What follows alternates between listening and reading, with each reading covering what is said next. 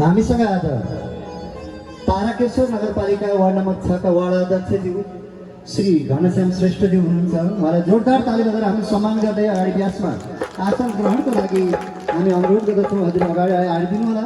त्यसै गरी वडा सदस्य महिला सदस्य हुनुहुन्छ अन्जु बस्नेतज्यू, उहाँलाई पनि जोरदार ताली बजाएर अगाडि आएर अतिथिको जुन आसन ग्रहण गर्ने ठाउँमा आएर बसिदिनको लागि हार्दिक अनुरोध गर्दछौँ। त्यसै गरी तारकेश्वर नगरपालिका वार्ड नम्बर 8 महादेव टोल महिला समूह सूचना गुरुङ उहाँलाई पनि अगाडि आएर आतिथ्य ग्रहण गरिदिनको लागि अनि गुरुज्यूको करकमलबाट भागवत प्रसादले सम्मानित भइदिनको लागि हामी हार्दिक अनुरोध गर्दछौँ।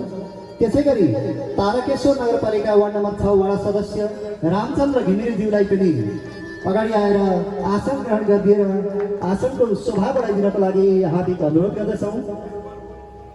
धमाथु युवा क्लब अध्यक्ष अनिल नकर्मी, संयोजक राजेश महर्जन, सदस्यहरू मोबिन नकर्मी, राजेश महर्जन, हरिनाम श्रेष्ठ, सुभाष सापकोटा, रवि गुरुङ, विक्रम महर्जन, सन्तोष महर्जन, सुशील बिन्दुका, सगुन महर्जन, मदन महर्जन, सञ्जय डङ्गोल, कृष्ण महर्जन, सञ्जय प्रजापति, सुदन महर्जन, समित केसी, ऋतिक केश श्रेष्ठ उहाँहरूलाई पनि आएर यो मञ्चमा सम्मानित भएका अतिथि महानुभावजीहरूलाई सम्मानित गरिदिनको लागि हार्दिक अनुरोध गर्दछौँ। उहाँहरू आजको आतिथ्य ग्रहण गरिरहनु भएको छ। भागवतलाई उहाँहरूको सधैँभरि सधैँको कृपा मिलिरहोस्। समितिका पदाधिकारीज्यूहरूलाई आएर अबिर टिका फुलमाला गुच्छाले भागवतको प्रसादले सम्मानित गरिदिनको लागि आयोजक परिवार व्यासमण्डप परिवार हामी हार्दिक अनुरोध गर्दछौँ।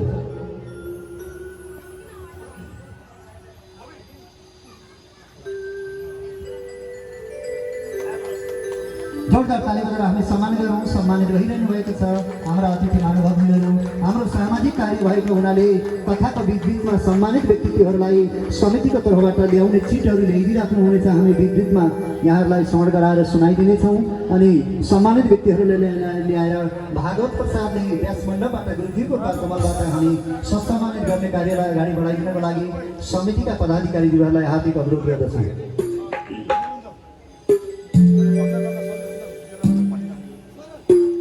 सम्मान भइरहेको छ। हामी मङ्गल धुनद्वारा सम्मानितलाई अझ उच्च मूल्याङ्कन गर्नेछौँ। मङ्गल धुनद्वारा सम्मानित हुने व्यक्तित्वहरूलाई हामी सम्मान गरिरहेका छौँ।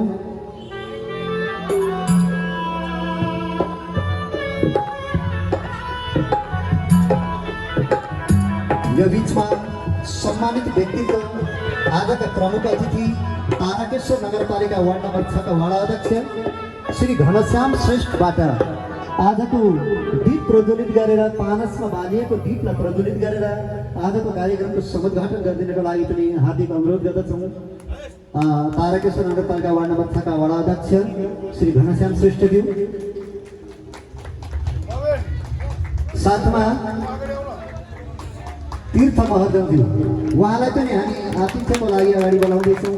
उहाँले पानसमा बत्ती बालेर कार्यक्रमको समुद्घाटन गर्दै हुनुहुन्छ। सबैले जोरदार ताली बजाएर सम्मान गरिदिनु होला। आजबाट हाम्रो कार्यक्रम पूर्ण रूपमा पूर्ण सुरु भइरहेको छ। पानसमा बत्ती बालेर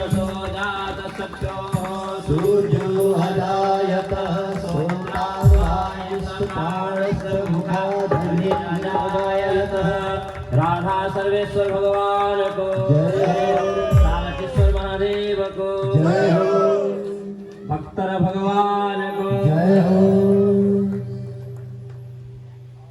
हामीले यस कार्यक्रमलाई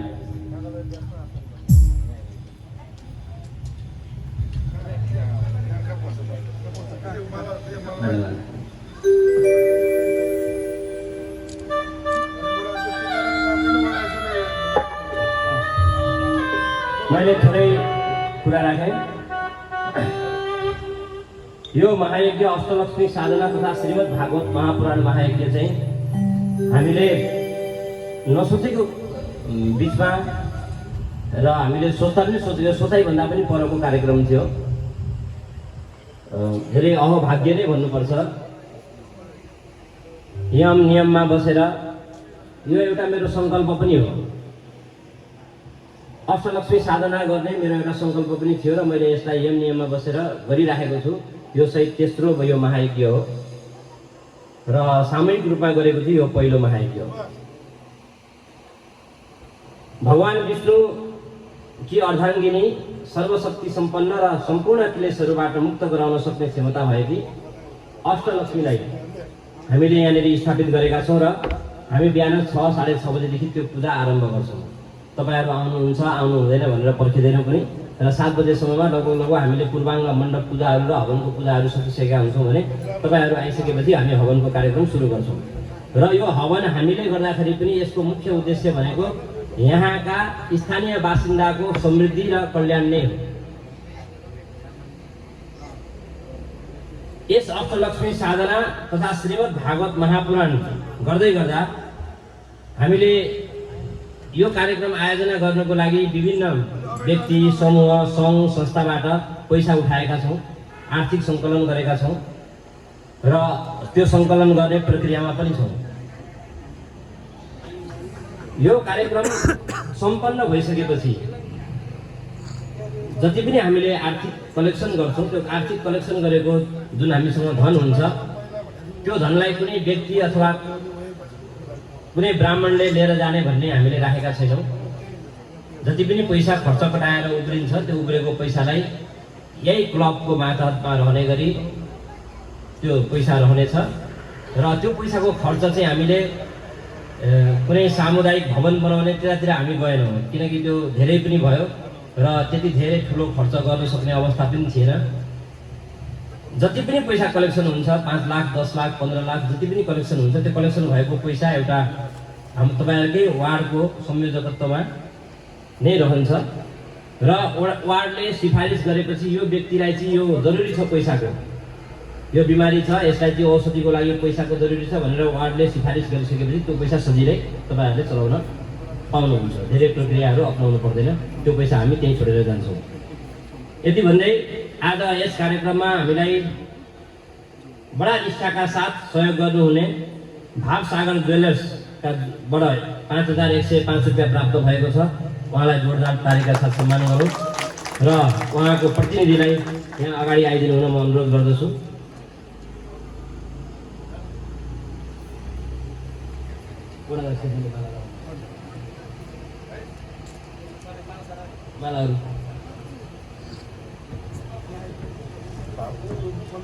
सम्मान भइरहेको बेला हामी जोरदार ताली बजाएर सम्मान गर्नेछौँ र उहाँलाई धेरै धेरै धन्यवाद पनि छ।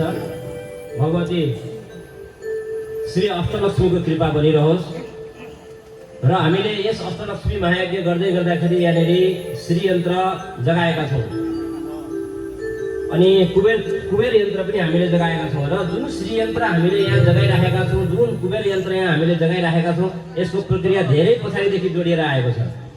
यो महायज्ञको अष्टलक्ष्मी साधनाको जुन प्रारम्भिक पहिलो महायज्ञ थियो त्यो हामीले बद्रीनारायणमा गरेका थियौँ, त्यहाँबाट हामीले सुरुवात गरेका हौँ।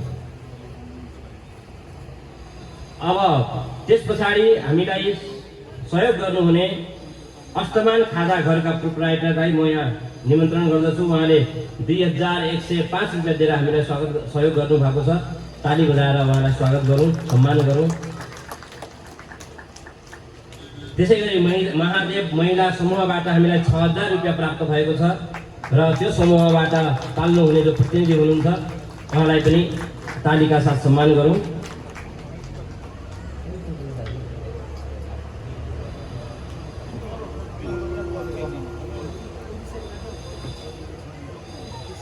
महादेव महिला समूहबाट हामीलाई 6000 रुपियाँ सहयोग प्राप्त भएको छ, उहाँलाई धेरै धेरै सम्मान छ।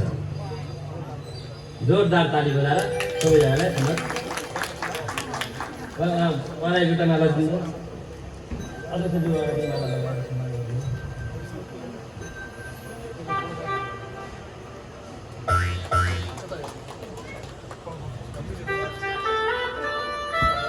तालीले स्वागत गरिदिनु होला। जय होस्, मङ्गल होस्, कल्याण होस्, दान निर्माण भाग्य जय होस्।